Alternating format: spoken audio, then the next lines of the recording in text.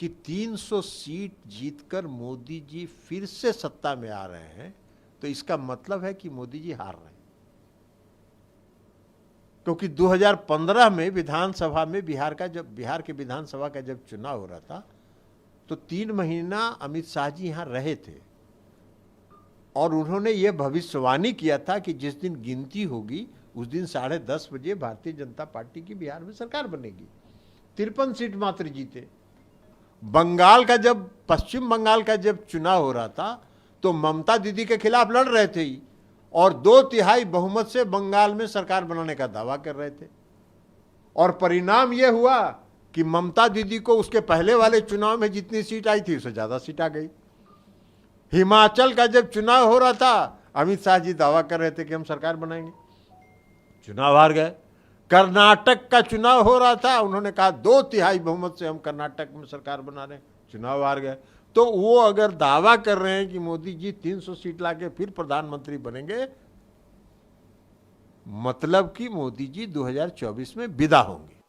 आज मुझे बड़ा आश्चर्य हुआ। मुझे ये 23 तारीख को सारे पटना में ये गलबाइयां कर रहे हैं, गले मिल रहे हैं, मुलाकात कर रहे हैं। मुझे अपने बचपन का दिन याद आ गया। मेरी पढ़ाई लिखाई पटना में हुई, मेरा जन्म पटना में हुआ, मैं वहां पर मैट्रिक का विद्यार्थी था।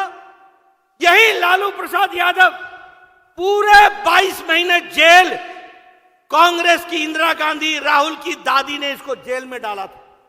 यही नीतीश कुमार पूरे 20 महीने जेल की शिक्षों के पीछे कांग्रेस पार्टी की इंदिरा गांधी ने डाला था, यही राहुल गांधी की दादी ने डाला था।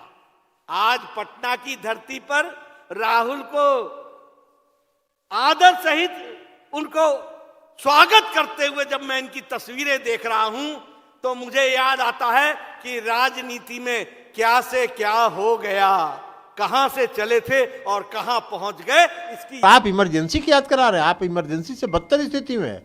आज अगर कोई आपके खिलाफ एक शब्द बोलता है तो उसके यहां सीबीआई और ईडी का छापा पड़ने लगता है। इमरजेंसी के दौरान कभी इंदिरा गांधी ने सीबीआई और ईडी का और इनकम टैक्स का इस्तेमाल नहीं किया था। हम लोग भी जेल में थे।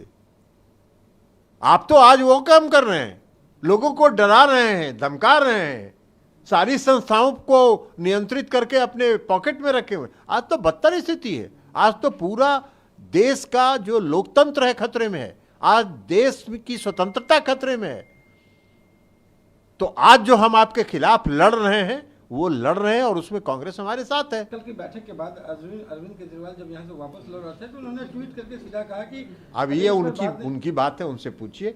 अपोजिशन की जितनी पार्टियां वहां थी उसने एक साथ लड़ने का संकल्प लिया। ये हास्यास्पद है कि एकजुट होंगे वो लोग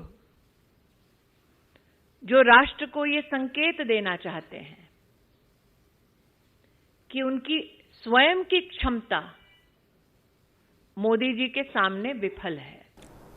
देखिए, पटना में जो ऑल पार्टी मीटिंग हुई उससे भारतीय जनता पार्टी और प्रधानमंत्री जी घबराए हुए हैं, क्योंकि जिस तरह से एक अपोजिशन यूनिटी के साथ एक ऐसी ताकतों को हराने के लिए सब इकट्ठे हुए जो देश में कम्युनल एनवायरनमेंट को आगे बढ़ाती है, जो देश में जो मुख्य समस्याएं हैं बेरोजगारी की, महंगाई की, उन समस्याओं की ओर उनका ध्यान नहीं है। तो ये सब लोग घबराए हुए हैं। जब भारी बाढ़ आती है तो अपनी जान बचाने के लिए कई जीव जंतु एक पेड़ पे बैठ जाते हैं।